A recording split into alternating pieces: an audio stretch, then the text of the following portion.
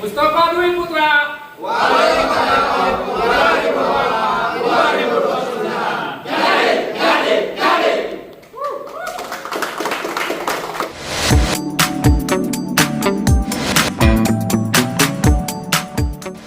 Izin, siap 1, 2, 3. 1, 2, 3.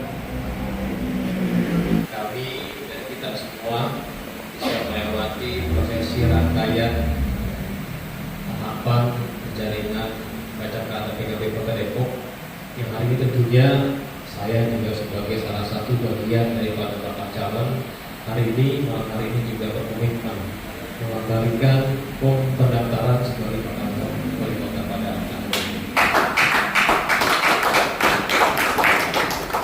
Sahabat-sahabat sekalian yang saya hormati, tentu tadi Pak Ketua DSPD sudah sampaikan bahwa selain juga bakal calon, saya pun juga hari ini masih menjabat sebagai bendahara di DPC PKB sebagai bagian keseluruhan partai. Tentu saya sebagai bagian daripada kader dan juga pengurus partai ingin tanggung jawab moral.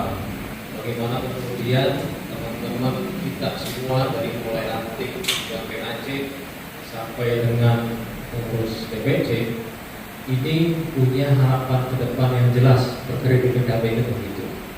Sehingga kalau hari ini kemudian kader kita ini berani maju, berani tampil sebagai bagian dari bertanggung jawab moral kita sebagai kader ke depan, saya percaya nantinya adik-adik kita punya semangat yang sama juga. Karena PKB jelas orientasinya kan begitu.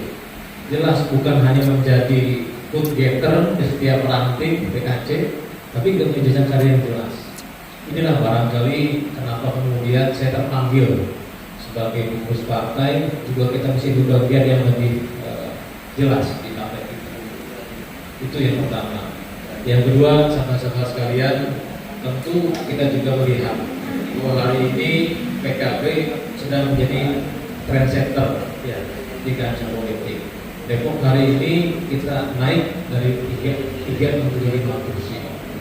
Kemudian saya melihat bahwa Sawangan atau wilayah barat ini belum pernah muncul calon yang memang berani di kancah pilkada Kota Depok.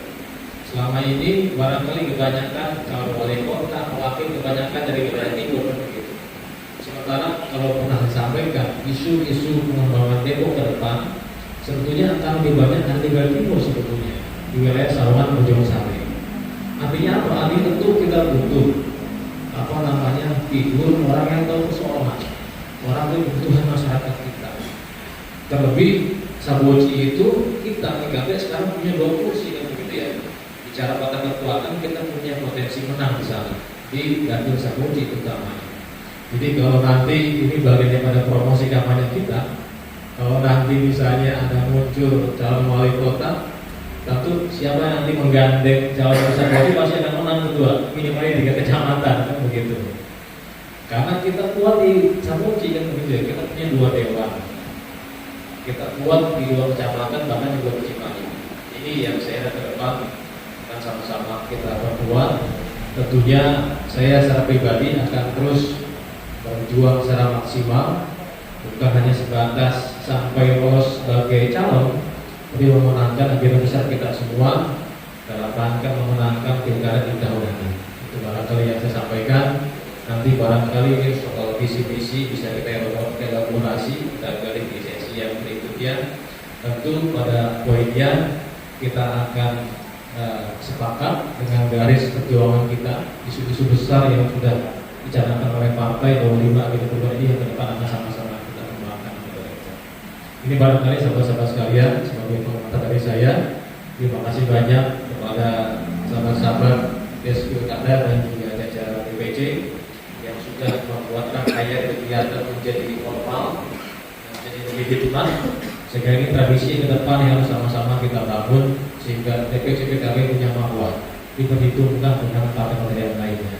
Terima kasih sahabat-sahabat media dan saya cukup sekian. Saya akhiri. Assalamualaikum warahmatullahi wabarakatuh. Pak izin, punten sebagai calon yang dari Sawangan, keresahan apa sih Bang selain jalan raya Sawangan macet? Karena Abang kan putra asli daerah di situ. Ya, pertama saya kira memang selain isu-isu kemacetan, Sawang itu kan sebetulnya sudah mulai disorientasi soal pembangunan properti yang memang kurang terarah ya. Artinya banyak saat ini rumah-rumahan yang tumbuh liar, yang maksudnya bukan liar barangkali ya, artinya tumbuh semrawut ya, nggak tertata dengan baik.